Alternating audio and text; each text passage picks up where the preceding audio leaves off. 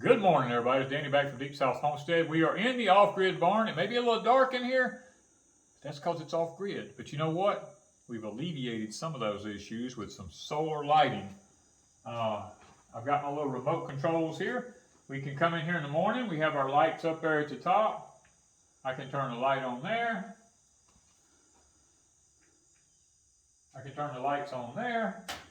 Now we have lights in here. And today, guys, I want to take you in and show you a little bit about our Wabbitat system that we have set up. Now, I'm not trying to be a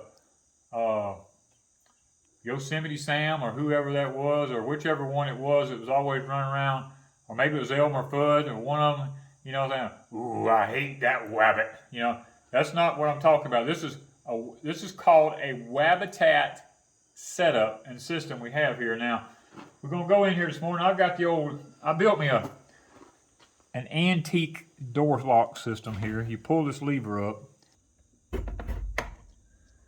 Now on the inside of it here, it's just a square block, and I chiseled out a place in the post here, so that all this door, when it closes, it just locks into it, and the door's secure. It won't move. I ran a 1-inch dowel rod through here, glued all this down with some stuff, and I mean and what I've done was I came in here and built a partial wall in here. This is the leftovers from Mr. Mickey's wood that he had brought us down here, the poplar. We wanted the old-fashioned wood look on the inside of the barn. Now, this was from Hills Mills Homestead, Mr. Mickey up in Tennessee. We've got this look all inside the barn right here. We left this open all in here because in the future we may come back and if we have a predator problem. Now, it's just going to be if we have a predator problem. If we don't, we're not going to worry about it. But we can come back and I can inset a 2x4 in here and run it up, and I can put wire across this. And I can extend this into a double door system here where the top opens and the bottom opens. And we can run wire across that back side yonder if we have a predator problem. That's why we've designed it this way. Now on the bottoms of it in here, we went back because I'm about repurposing anything I have. I had a bunch of metal left over, and it was a dark gray, so I put it on the bottom half down here because rabbits are bad about just peeing everywhere, you know, and the urine goes everywhere, and stuff just gets nasty. And if it's a painted metal, I can probably wash it off and clean it off real good. And up above it here, we put some white pine up here because we want to kind of keep this part, we want to keep it natural wood looking, but we also want it to be a bright look to it, something that was not rough cut in here, something that would have been plain, that's kind of smooth. So if we have to clean it or come back and put a finish on it, we can, and we don't have to worry about dust and all that kind of stuff hanging on the inside of the rabbit pen here. Now, as y'all saw before, this is our worm bins. We have them situated here next to our rabbit cages. Now this rabbit cage right here is one of the Wabbitat, and you'll see it right here, it's called a Wabbitat. It has a couple of different ways that you can get into it. You can actually pull that there back. You can lift the top up on it. You can work from the top. Or you can pop this up. You can work from the bottom on it here. It's easy, very easy maintenance. We ordered these because the wire is a powder-coated epoxy-type wire system that's on it so that the urine and the poop and all that kind of stuff doesn't corrode the wiring up like it should. And the flooring system that comes in it is let me slide this out where you can see a little bit better. It's a finer grit wiring system in here, the grade on it. That way it doesn't hurt the rabbit's feet. It's soft to the touch. It's got a coating on it, and it's not like it's got wire on it. It comes, put this lock back. It comes with slide-out trays, but now we're probably going to do away with these tray systems here, and we're probably going to come in, and I'm going to put another tray system underneath it here. It's going to be a two-part system. One is going to be a wire system that catches the poop, and then there's going to be a plastic tote system that's going to go under it that's going to catch the urine. Now, one thing I liked about these cages was they have what's called a urine splash over here in the sides of them, because rabbits are bad about going in the corners and wanting to pee. And these come with a urine splash that's got a funnel system out that funnels the urine back away from the walls in it. Now we also went and ordered, now I don't know how these are going to work out. I probably paid too much for this, but these are the feeder systems. This is made to drop your feed down in, and it's a self-feeding system. Now it's very easily attached. It has a knob here that you turn, and it just clamps onto the wire. This in here clamps onto the wire. The watering system is what I've really got an issue with. We ordered this new watering system because we used to just use the water bottles that stuck on here, and they were constantly leaking. They never worked right. So we went with a new system here. And I don't know how this is going to work, but you unscrew the top off of this, fill it up with water, screw the top back on. This is a plunger system here. And when you push it down in here, it has a little tit sticking up down in there. That when you push that down in there, it locks it in there. But I also got to noticing if you start bumping the cage around, it pops up. So I don't know just yet if this watering system's actually going to work. Now the weight of the water in the bottle may keep it held down. I'm not sure just yet. Or if it's enough water for a rabbit, because this is going to be the male. Yeah, this will be the male rabbit. Now we're also getting a hay feeder system that goes over on the side over here so that we can stick our weeds and our hay cuttings and stuff like that down into here to feed the rabbit, so we don't have to just throw hay all up in the cage and mat the floor all up in it and everything. And what we're thinking about doing is taking these out right here and actually taking these trays to the house and using them for vegetables before we even put the rabbits in here, because we're always needing something to set tomatoes, it doesn't matter, squash, potatoes, anything like that on, because this is just a good little tray for that. We're thinking about using them for that before we ever put the rabbits in here and go ahead and build the other system underneath it. Now, straight across from it, on the other side over here, I have the same system with the metal across the bottom of it, the half-high wall system. This is going to be our grow-out cages for the babies. We have 2 of them here. They're totally, all of our cages are identical. They've all got the trays on here. We're going to put the holding trays up under them for the urine and the poop. We're trying to keep it all separated. And then over here, we have 2 more cages. These are for our females. Now this is going to be our 2 mothers. And when it comes time for them to have babies, we'll put the baby boxes in there for them to be able to grow their babies out in. And then when the babies reach a certain age, we'll take them out of there when they're weaned, and we'll move them over here. One mama's babies will go in one mama's babies will go in the other one. And this will be our grow out pen for our butchering and everything like that. And then our mamas will just live here. Now underneath this one here is our other worm bin that you saw. We may have to shift it and move it down just a little bit, or maybe turn it in a different direction. I'm not sure just yet. But we're in the process of going to purchase us a feed drum. Now we may have to close in around the bottoms here to keep predators coming in around the bottoms.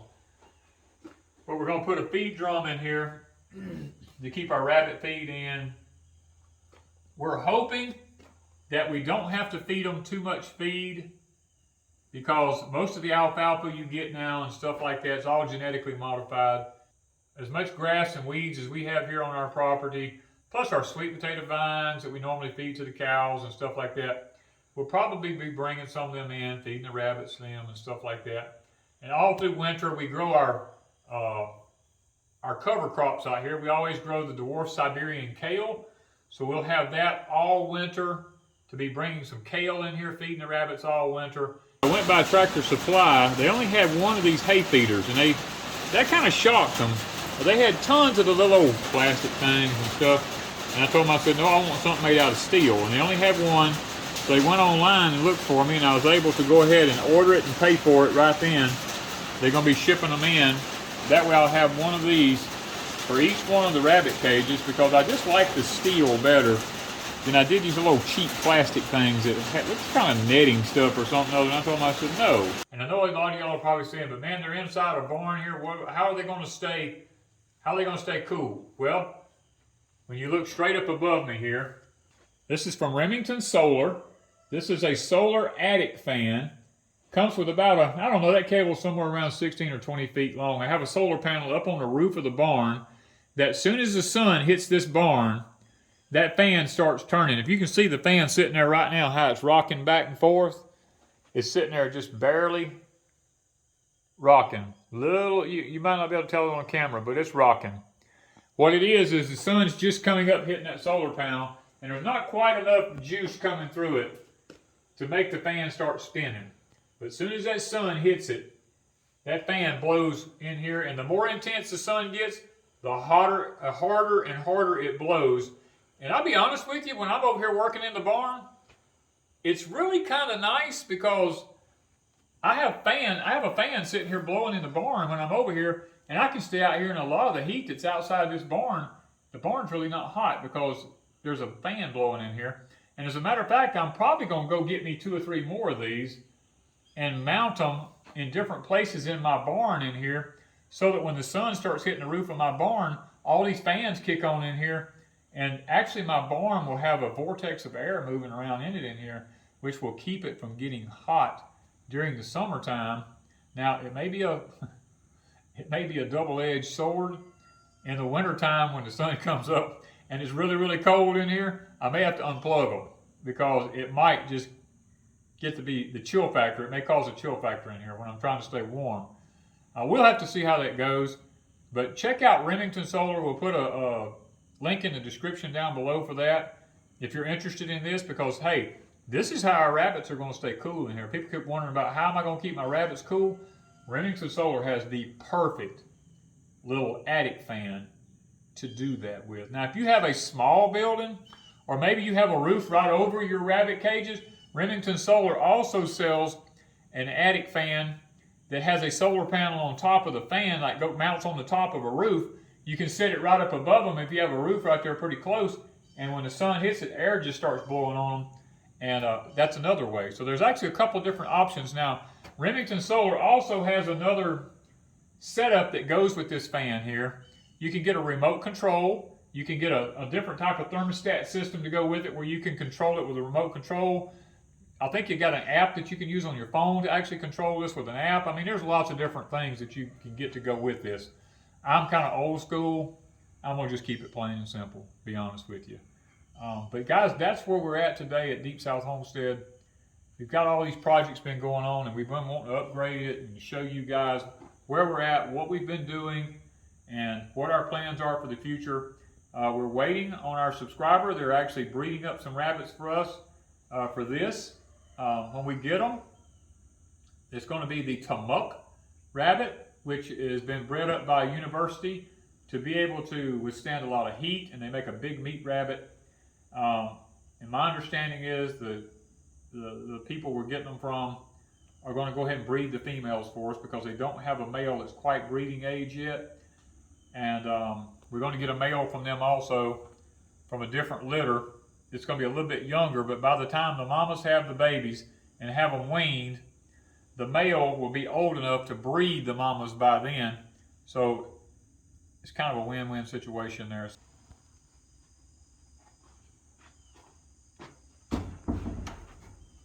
I like that. That's solid. So guys, this is where we're at. This is the projects we've been having going on with the fertilizer shortages that we see coming in the future. We had gotten out of rabbits here a while back, and now that we see these issues beginning to happen, the rabbit fertilizer, I'll be honest with you, when me and Ms. Wanda was using it, we grew some of the best stuff we've ever had. Our orange trees, our fruit trees done well because we put it around them. Our garden's done really well. Our high tunnels was doing good. All kinds of stuff. Everything was working really well with the rabbit manure.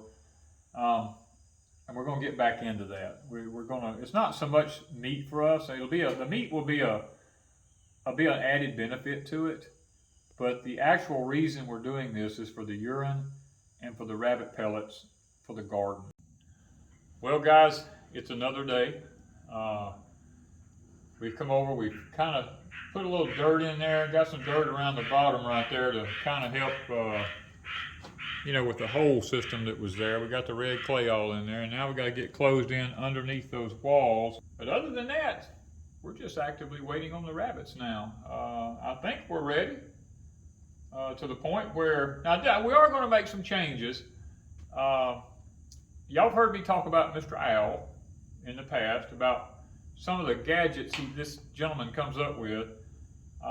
He's got some things that's underneath his rabbit cages that separates his urine from his manure and all that kind of stuff. And we're going to be checking those out. And that may be some improvements we make in the future to help us kind of be able to separate the two of them. Because it'd be really nice to have the poop where it could stay dry and we could use it. And then the urine, which is like liquid gold, have it separated from it. That would be something that we'd really be interested in doing. So we're going to be checking out Mr. Owl's setup, because evidently it's working pretty good. He's using his, and guys, I saw one of his crops of sweet potatoes he raised on just one row. Blows me away at what this man has done. But other than that, we're just waiting on rabbits. So guys, stay with us. Check out the Wabbitat cages if that's what you're interested in. We'll have them in the link, in the description down below, should I say. We'll have them down there. The waters, the feeders, and all that. I'm not sure about the waters and feeders yet, but we'll put a link down there just in case you're interested. And guys, keep on following us, because the journey is just beginning on the rabbits. Thank you guys from Deep South Homestead.